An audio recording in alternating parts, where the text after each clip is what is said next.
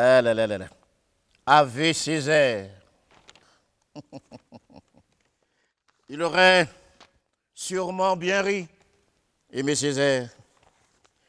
Lui qui, en privé, cultivait une ironie aussi courtoise que cruelle, en voyant tous ces politiques, tous ces journalistes se précipiter à Fort-de-France pour célébrer son embaumement. Oubliez la polémique sur les bienfaits de la colonisation où s'illustrèrent Nicolas Sarkozy et les députés UMP. Oubliez ces années où le maire de Fort-de-France se heurtait à l'hostilité de préfets envoyés aux Antilles par le général et son Jacques Faucard pour tenter de l'abattre. Oubliez ce président, Valéry Giscard d'Estaing, qui se refusa à venir le saluer dans sa mairie. Oubliez ces hémicycles désertés où le député de la Martinique, communiste, puis apparenté au groupe socialiste après sa rupture avec le parti de Maurice Thorez en 1956, défendait l'égalité sociale, Hexagone, département d'outre-mer, face à l'intransigeance des gouvernements gaullistes, pompidoliens, giscardiens et chiraciens.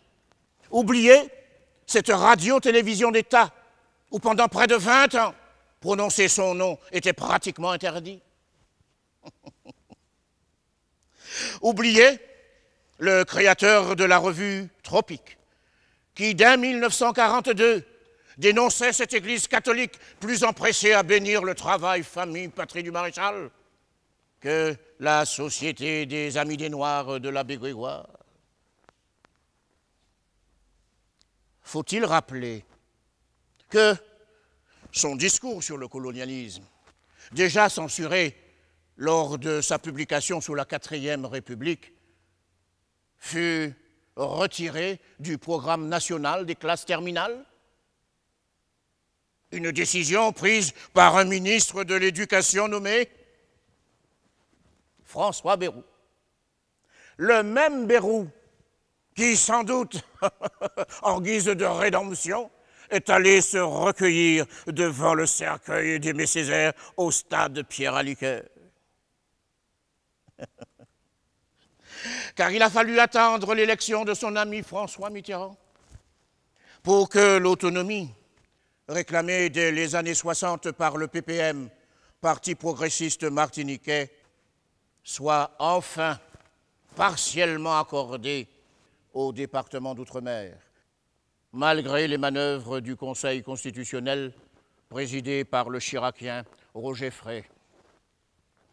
Comme il a fallu attendre 1986 pour que les citoyens des départements d'outre-mer bénéficient des mêmes avantages sociaux que les métropolitains.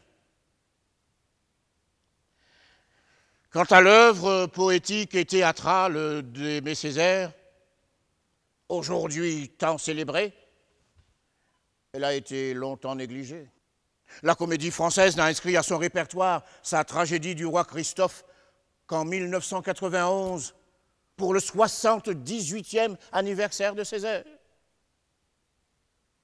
Son cahier d'un retour au pays natal, poème manifeste de la négritude, édité en 1939, n'a été publié en poche que près de 30 ans plus tard.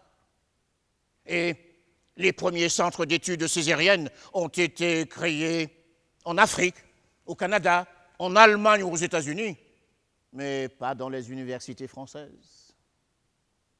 Rebelle à toute vanité, Aimé Césaire n'en avait cure. Lors d'un de ses derniers entretiens télévisés, alors qu'il était interrogé sur les critiques qu'il avait suscitées, tant à droite qu'à l'extrême gauche, il avait répondu avec son sourire malicieux: « Le nègre les emmerde. Belle épitaphe. »